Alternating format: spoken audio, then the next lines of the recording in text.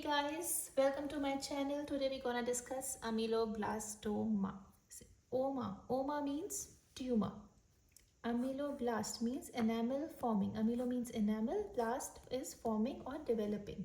So it's a tumor of enamel forming cells arising from odontogenic epithelium. It's a benign tumor. It has high recurrence rate. It's the most common neoplasm of oral cavity. It's locally aggressive. Ameloblastoma term was given by Churchill in 1934, whereas adamantinoma term was given by Meneses in 1885. What happens in ameloblastoma is, in ameloblastoma, the cells does not undergo differentiation to the point of enamel organ formation. Now we have a Robinson's definition here.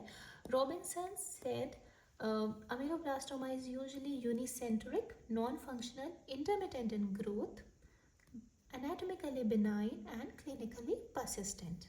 So we have unicentric, non-functional, intermittent in growth, anatomically benign and clinically persistent.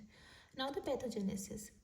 Pathogenesis, the tumor is derived from remnants like cell rest of C. cell rest of Melisses, can be derived from dentigerous cyst or other odontomas, can be derived from the disturbance of developing enamel organ. Now comes clinical features. Clinical features, we see age. Age is what? Second decade to sixth decade. Most commonly affected is third decade. There is equal predilection for male and female. Then comes site. Site is posterior mandible is the most common site. Molar angle ramus area of the mandible is most commonly affected. 3 times more commonly affected than other regions. Other regions that can be affected is posterior maxilla. If it expands in the maxilla, then it can also invade cranial cavity. Now we see what type of swelling is there. See, it's a slow growing, intermittent swelling, bony hard swelling, painless, leading to facial asymmetry. Patient comes with such a big swelling, bony hard swelling. What else would be there? Loosening of teeth. We can find loosening of the teeth. Patient might complain of pain as well, although it's a painless tumor, but it may cause pain as well. It may cause paresthesia as well. If it impinges the nerve, then there will be numbness. Facial asymmetry, as you can see. Radiographically, we see irregular margin, multiple locules. They are big locules, we call it soap bubble appearance. If they are small locules, we call it honeycomb appearance. Also, there is thinning of cortical plate in advanced lesions.